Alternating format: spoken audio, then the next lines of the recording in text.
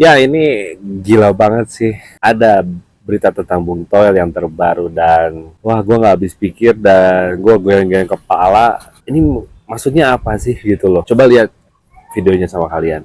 7 dari yang main itu main di Liga 1. Oh, oke. Belakangan di era Sinteyong ini kan muncul sentimen local pride itu kan. Yes, betul. Oh, oke, oke. Local pride Iya, jadi iya. diplesetin local pride lah gitu kan.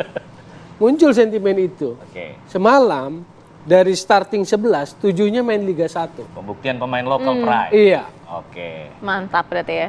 Sinteyong sebelum kualifikasi Piala Dunia tahun lalu kan bilang pemain kita lemah mentalnya. Takut kalah sebelum bertanding. Semalam tunjukin mereka. Terus gimana pendapat kalian? Capek ya kalau kita bahas si Toel ini nih. Capek gue bener. Kayaknya nggak habis berjilid-jilid kayaknya. Yuk kita bahas dari di jurnal gue.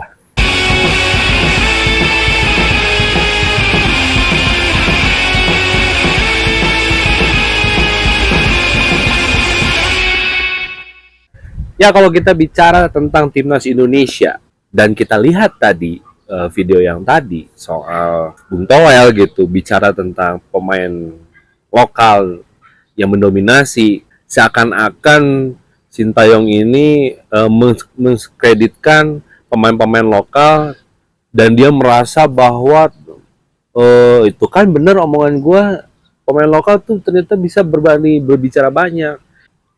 Bung Toel juga bilang kalau misalnya Sintayong itu terlalu meremehkan mentalitas pemain lokal Indonesia, khususnya pemain-pemain Liga 1 gitu loh. Ini kita sebagai netizen gitu ya, jangan mau dibodohin sama pendapat-pendapat kayak gini gitu.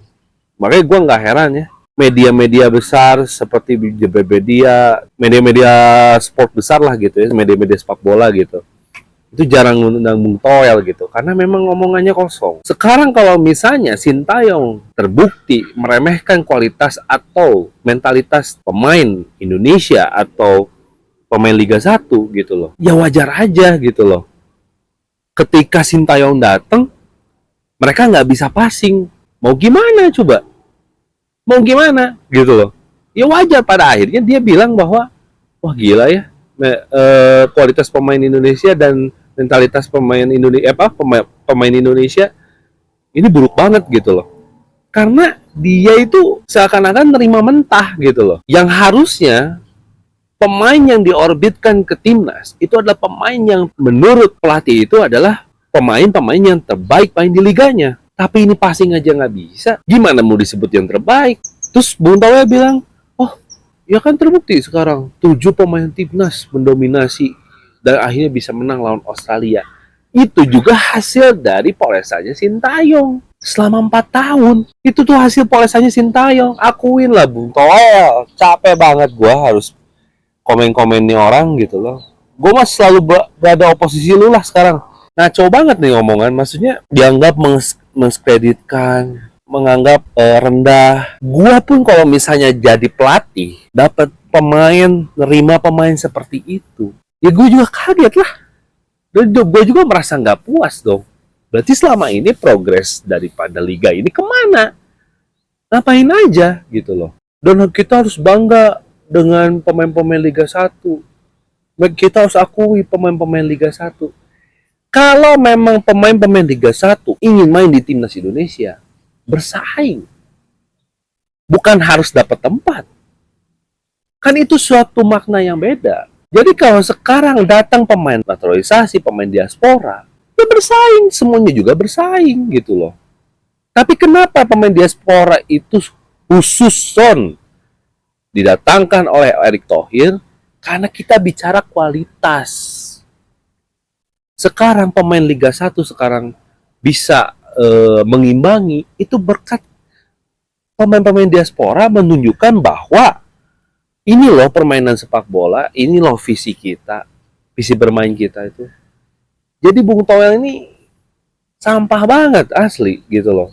Gak gimana ya, gak menunjukkan bahwa dia itu adalah seorang pandit yang senior yang menunjukkan bahwa nih kapabilitas timnas sekarang ini sangat luar biasa gitu loh. Akuin aja. Jadi jangan ada kayak sentimen pribadi, beda dari pandangan mata juga. Itu yang apa ya, ngaco banget lah gitu intinya. Kalau kita memang harus mengutamakan pemain-pemain yang ada di Liga 1, strukturnya juga harus jelas gitu loh. Jangan sampai pemain-pemain Liga 1 yang bermain di timnas itu hanya mendompleng nama saja supaya terlihat keren. Gua membela timnas nih gitu loh. Padahal main bisa bersaing? Ya. Jadi kita harus akui bahwa Sintayong sekarang sudah berhasil membentuk mentalitas dan intensitas dan integritas para pemain-pemain timnas. Karena inilah sepak bola yang sebenarnya. Bahwa pemain-pemain Indonesia sekarang harus menunjukkan taring bahwa kita itu layak main di Asia. Kita layak berbicara banyak di Asia. Ini juga menjadi faktor penting ketika pemain itu tidak berbicara di lapangan saja, tapi di luar lapangan. Dia bisa menjaga fisiknya, ya, menjaga attitude-nya, gitu kan.